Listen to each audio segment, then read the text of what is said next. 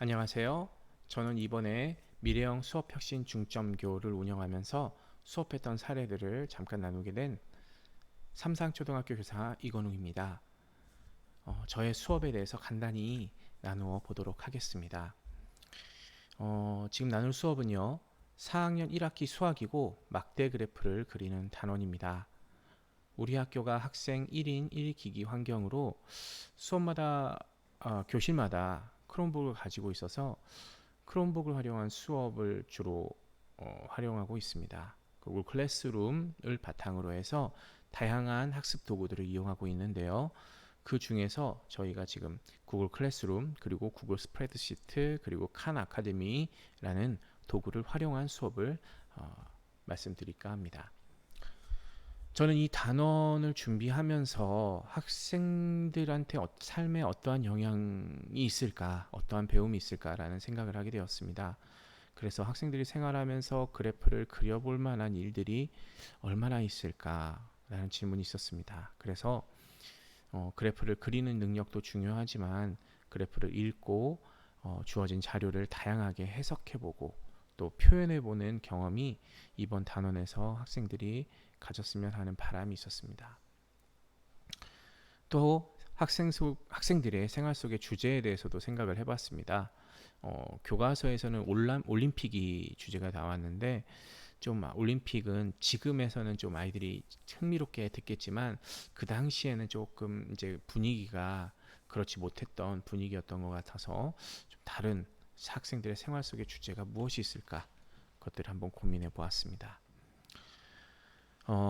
역시 학생들이 직접 주제를 이끌어내면 좋겠다라는 생각이 들어서요. 그래서 수업 전에 학급 회의로 그래프의 주제를 선정하였습니다.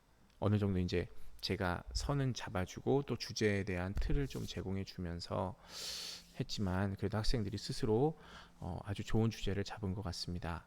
그래서 과학 시간에 관찰했던 강낭콩의 자람 결과, 관찰한 결과에 대해서 해보고 싶다는 아이도 있었고 또 코로나 이야기와 관련되어서 학생들이 주제를 선정하였습니다.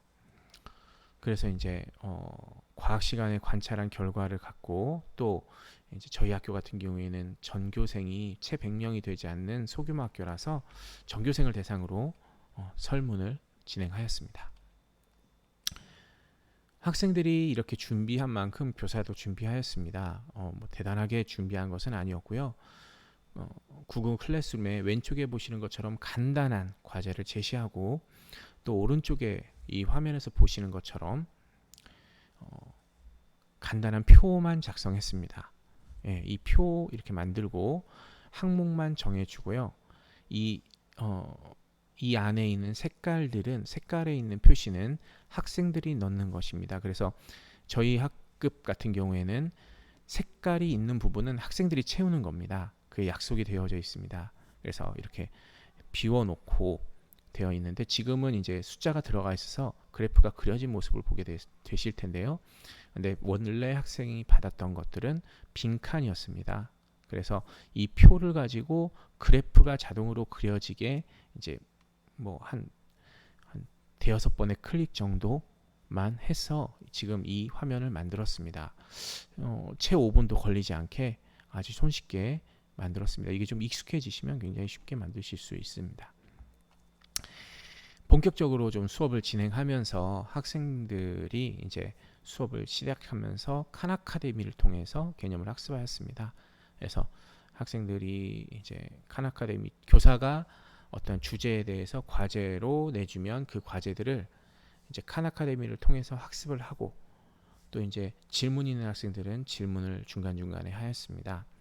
그때 저는 주로 이제 배움이 조금 느린 아이들을 주로 볼 수 있는 시간이 있어서 좀 이렇게 학생들의 속력도 좀 이렇게 맞출 수 있는, 예, 어떤 친구가 너무 빠르지도 않고 어떤 친구가 너무 느리지 않게 이렇게 속력을 조절할 수 있다는 점은 굉장히 큰 장점이었습니다. 이렇게 아이들이 개념을 좀 학습하고 제가 마무리로 좀 정리를 한 다음에 이제 과제에 대해서 안내를 했습니다.